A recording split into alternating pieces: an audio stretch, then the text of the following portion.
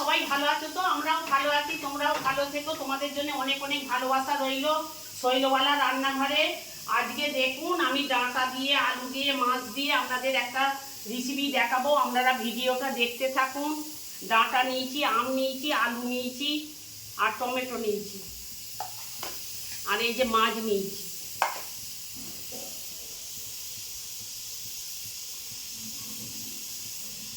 মাছে নুন আর হলুদ মাখিয়ে নিলাম। এই মাছটা দিয়ে আপনাদের ডাঁটা দিয়ে আলু দিয়ে আম দিয়ে আমি একটা রেসিপি দেখাবো। এই যে নুন হলুদ মাখিয়ে নিলাম, এই যে মাছ দিলাম খোলায়।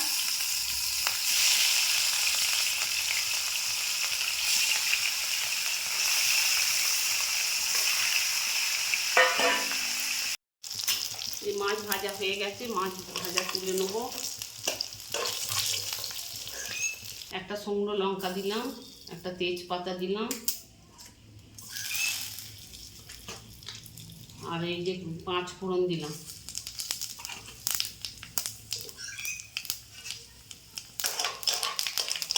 আলুগুলো দিয়ে দেবো।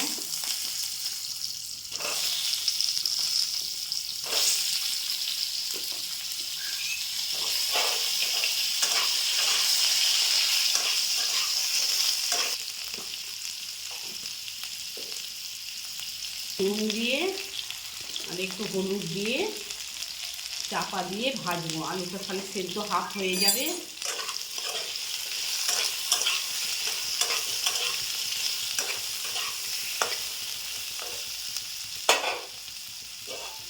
চাপা দিয়ে দিয়ে ভাজবো আলুটাকে। আলু লাল লাল করে ভেজে নিয়েছি, আলুও সেদ্ধ হয়ে গেছে। এবার ডাঁটাগুলো দিয়ে দিলাম। ডাঁটাগুলো দিয়ে 2 মিনিট নেড়ে নেব।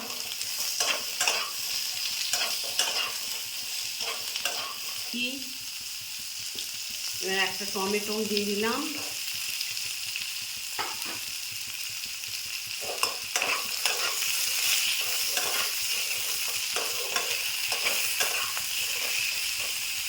দেখুন বন্ধুরা, কাঁচা লঙ্কা আর আদা একসঙ্গে বেটে নিয়েছিলাম, 2 চামচ দিয়েছি আদা আর কাঁচা লঙ্কা, জিরে গুঁড়ো, ধনে গুঁড়ো আর লঙ্কা গুঁড়ো।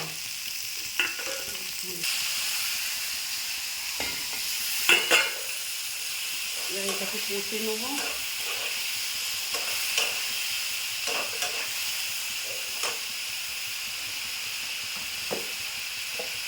বন্ধুরা, আলুতে একটু নুন দেওয়া ছিল, আবার নুন দিলাম।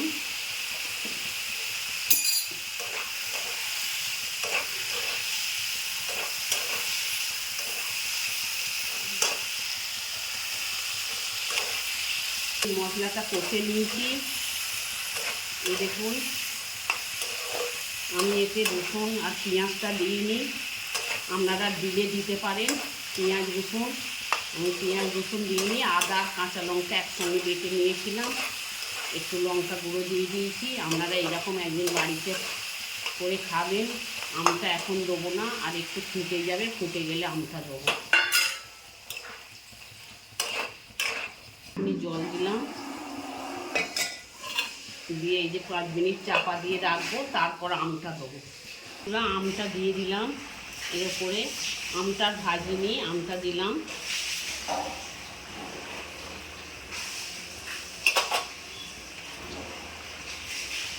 চাপা দিয়ে রাখবো জোরটা কমিয়ে। এই যে বন্ধুরা দেখুন, আম আলু সবই একসঙ্গে সেদ্ধ হয়ে গেছে। এবার মাছগুলো দিয়ে দিলাম, দিয়ে এবার চাপা দিয়ে দেবো, দিয়ে 5 মিনিট রাখবো, রেখে তারপর নামাবো। বন্ধুরা দেখুন হয়ে গেছে। আপনারা এরকম একদিন ডাঁটা দিয়ে আলু দিয়ে মাছ দিয়ে আম দিয়ে করে খাবেন, খেয়ে দেখবেন কেমন লাগে। ভালোই লাগবে খেতে। এই যে নিভিয়ে দিলাম, এই যে ঢালবো এবার। দেখুন দেখুন আম দিয়ে মাছ দিয়ে ডাঁটা দিয়ে আলু দিয়ে রেসিপি আপনাদের একটা দেখালাম। আপনারা এরকম একদিন বাড়িতে করে খেয়ে দেখবেন, খেয়ে দেখে আমাকে কমেন্ট করবেন, লাইক দেবেন, সাবস্ক্রাইব করে দেবেন। বন্ধুরা নমস্কার।